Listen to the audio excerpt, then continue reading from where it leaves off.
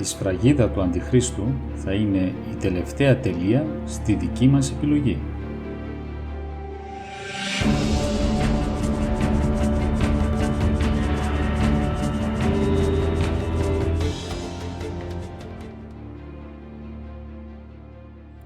Αγαπητέ, για το τέλος του κόσμου δεν πρόκειται να μιλήσω καλύτερα από τον Μητροπολίτη Βενιαμίν Φεντσένσκοφ. Το μόνο δικό μου που θα σημειώσω είναι ότι πολλοί ανησυχούν για αυτό το θέμα, αλλά λίγοι από αυτούς που μιλούν και το σκέφτονται με αγωνία. Άρχισαν να ζουν σε αντιστοιχεία με τις σκέψεις τους. Λίγοι κουνάνε το δαχτυλάκι τους, ώστε να φροντίσουν για τη σωτηρία της ψυχής τους. Όμως αυτές οι σκέψεις μόνο προς αυτό προκαλούν και υποχρεώνουν. Εάν αύριο πρέπει να παρουσιαστώ στο κριτήριο του Θεού και αν αύριο πρέπει να δώσω απάντηση στην ερώτηση πώς έζησα, με τι έζησα, αν έζησα κατά το Πνεύμα του Θεού, τότε τι νόημα έχουν οι έγνοιες και η συσσόρευση για τα οικοδήματα? Να όμως που τώρα κατά βάση μόνο αυτά σκέφτονται οι άνθρωποι, ενώ κατά το Πνεύμα του Θεού ζουν ως μονάδες, ακόμα και μέσα στην Εκκλησία, ακόμα και εκείνοι που διακονούν στο Ιερό Βήμα ή και οι μοναχοί.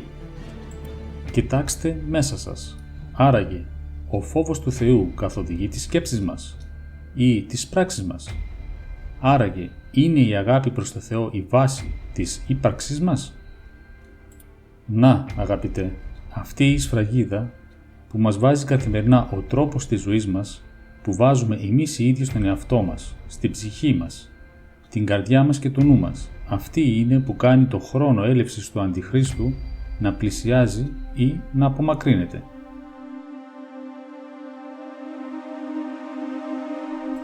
Η δική του σφραγίδα μαρτυρεί μόνο εκείνη που έχουμε ήδη βάλει εμείς στον εαυτό μας. Χωρίς εμάς ούτε να σωθούμε ούτε να χαθούμε γίνεται. Η τηλεόραση και το βίντεο έχουν πια διεισδύσει ακόμα και στους στίχους των μοναστηριών. Ποιος θα σβήσει αυτή τη σφραγίδα, αν τη βάλαμε εμείς στον εαυτό μας εκούσια, με επιθυμία και αγάπη? Δεν είναι λοιπόν ο Αντίχριστος που θα μας καταστρέψει. Ήδη πριν την έλευσή του θα καθορίσουμε τον πνευματικό μας προσανατολισμό και θα κάνουμε επιλογή. Η σφραγίδα του Αντιχρίστου θα είναι η τελευταία τελεία στη δική μας επιλογή. Να πηγαίνετε με την ευχή του Θεού στα μοναστήρια και στους γέροντες, αν αυτό είναι προς ωφέλεια της ψυχής που αναζητά σωτηρία. Όμως, είναι άραγε προς ωφέλεια? Είναι για τη σωτηρία η σκέψη κατά την παρακολούθηση του καλλιδοσκοπίου της ζωής? Αυτό το ζήτημα λύστε το μόνοι σας για τον εαυτό σας. Είναι άραγε προς ωφέλεια? Το αίτημα για προσευχή θα το εκπληρώσω. Αγαπητέ παππούλη, εξέτασε λοιπόν τη ζωή σας, χάριν του κελιού, χάρη των σπουδών, χάριν της υποτιθέμενης βοήθειας προς τους ανθρώπους. Παρεπιπτόντως, από το φτωχό ακτήμονα μοναχό δεν ζητείται υλική βοήθεια και δεν μπορούμε να δώσουμε ούτε πνευματική, διότι οι ίδιοι είμαστε φτωχοί το πνεύματι.